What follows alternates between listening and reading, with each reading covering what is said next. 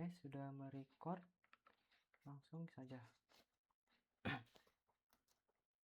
Halo semua, segini. Halo, gue Rayhan Alamin dari kelompok 3. Jadi di video ini gue bakal nunjukin project kelompok gue, sistem manajemen tugas mahasiswa yang dibuat pakai Java Swing sama MySQL di NetBeans. Oke, langsung saja kita ke pengenalan anggota terlebih dahulu. Di sini ada Arik Arahman, ada Azib Musafira, ada Nabilah Putri, Nazlah Hana Wahyudi, dan saya sendiri Rayhan Alamin. Langsung saja kita ke pembahasannya. Jadi kenapa kita bikin ini? Simpelnya sih karena mahasiswa termasuk kita sendiri sering banget lupa deadline atau nggak tahu harus kerjain yang mana dulu. Nah, sistem ini hadir buat ngatasin itu, biar semua tugas ke track dengan rapi di satu tempat. Oke, sekarang kita langsung masuk ke aplikasinya saja. Kita run dulu. Nah, di form data mahasiswa ini ada fitur edit, hapus, batal, sama simpan. Kita misalkan kita isi dulu nama mahasiswanya Nazlah Hana, misalkan NIM-nya 2410 11 40 40 15 47, jurusannya teknik informatika, nomor HP kita asal saja dulu. Misal kita bisa simpan di sini datanya, ada konfirmasi data berhasil disimpan. Kita bisa edit juga, misalkan dia jurusannya pindah jadi di sistem informasi,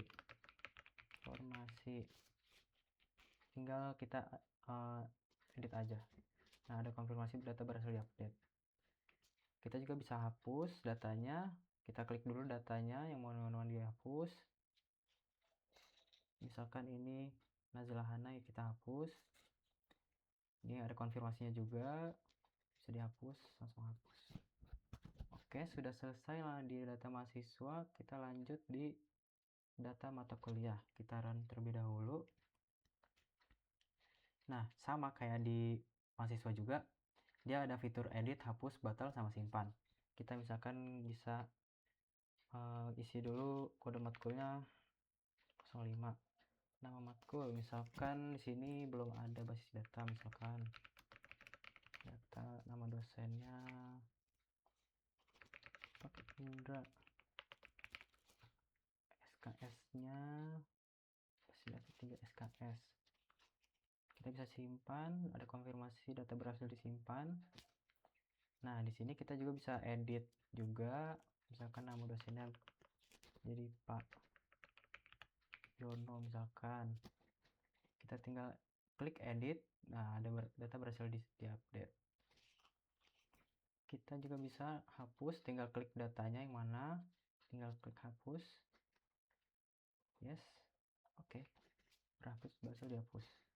Oke, sudah data mata kuliah. Kita lanjut ke form tugas. Di sini yang utamanya,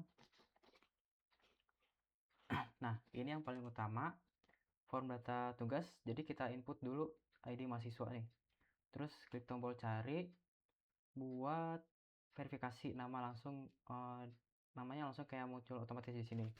ID matkul juga kita bisa cari, misalkan nih ID mahasiswa 3, kita cek namanya Arik Arahman Sudrajat, kita cek lagi misalkan 2 Amin Azib, kita cek 1 nama saya Rayhan Alamin, terus kita cek lagi 1 tekan dasar. Kita cek, bisa cek pemrograman. Nah, misalkan pemrograman judul tugasnya misalkan yang sedang kita kerjain ini test tracker, deskripsi tugasnya diselesaikan secepatnya, jangan deh. Deskripsi tugas project kelompok 3. Nah, tanggal dibuatnya misalkan kita setting jadi tanggal 5, deadline-nya sekarang. status tugasnya bisa kita belum selesai, proses selesai, kita sedang proses, berarti tinggal kita klik simpan, data berhasil disimpan. Nah, di sini langsung ada. Nah, di sini keren ya, di sini tabelnya punya warna otomatis sesuai status. Merah itu apa? Belum selesai. Yang hijau itu sudah selesai. Nah, yang kuning ini masih proses. Kita misalkan bisa edit nih, kita tinggal klik aja datanya. Di proses misalkan kan kalau udah yang ini deh. Misalkan yang ini.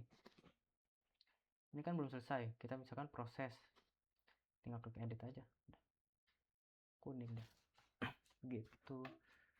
Kita juga bisa hapus, misalkan yang sudah selesai sudah bisa dihapus dong, berarti kita hapus, terus tinggal dihapus, sudah selesai. Sudah, tugas sudah. Kita lanjut lagi ke lihat tugas. Nah, bentar dulu. Terus ada forum lihat tugas di sini buat ngeliat semua data tugas sekaligus. Ada fitur pencariannya juga. Bisa search berdasarkan judul, status, deadline, seperti semacamnya. Ada tombol print juga. Nanti datanya langsung diekspor ke file HTML dan kebuka di browser. Berguna buat laporan. Misalkan di sini kita pencet ini cari tugas misalkan 2, atau jangan deh, nomor nggak ada. Ketika discrete ada, task tracker misalkan ada. Misalkan kita mau print project pemrograman. Nah, kita print, berhasil di print ke HTML. Lanjut lagi, kita ke terakhir itu notifikasi. Nah, di sini kita bisa bikin pengingat yang dikaitkan ke tugas tertentu. Tinggal masukin ID tugasnya, klik cari buat ngambil judulnya, isi pesan pengingat, tanggal sama statusnya udah dibaca atau belum. Misalkan kita di sini ID tugas, kita bisa cek dulu 3 ada atau tidak. Ada. Project pemrograman, pesan notifnya kita misalkan diselesaikan secepatnya, jangan lama, langsung aja. Ini tanggal notif kita misalkan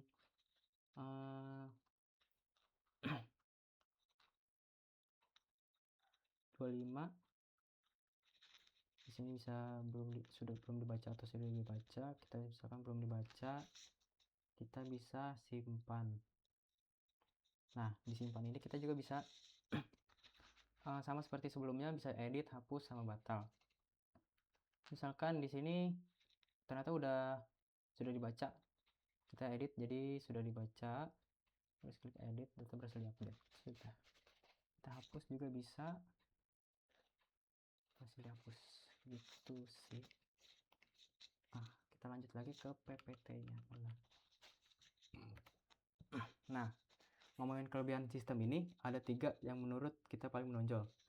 1, status tugasnya dinamis dan berwarna, jadi gampang banget buat mantau progres. 2, ada sistem notifikasi yang bisa dikaitkan langsung ke tugas spesifik.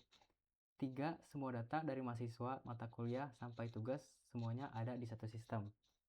Nah, kekurangannya itu kita juga sadar kalau ada kekurangannya. Pertama, ini masih aplikasi desktop, jadi cuma bisa dipakai di PC yang udah diinstal aplikasinya. Kedua, notifikasinya masih pasif, cuma kelihatan kalau aplikasinya dibuka. Nah, yang ketiga, semua data masih harus diinput manual satu-satu. Pengembangan. Nah, kedepannya kita pengen banget kembangin ini jadi aplikasi web atau mobile biar bisa diakses dari mana aja. Terus nambah notifikasi otomatis misalkan dari via WhatsApp atau email. Jadi lebih kayak langsung ketemu gitu. Kita misalkan lagi scroll TikTok, tiba-tiba ada notifikasi dari WhatsApp, ada tugasnya gitu. Dan kalau bisa diintegrasiin sama sistem akademik kampus biar tugas dari dosen bisa masuk otomatis. Oke, mungkin segitu aja dari gua, Raihan, kelompok 3. Makasih udah nonton. Ya, bye-bye.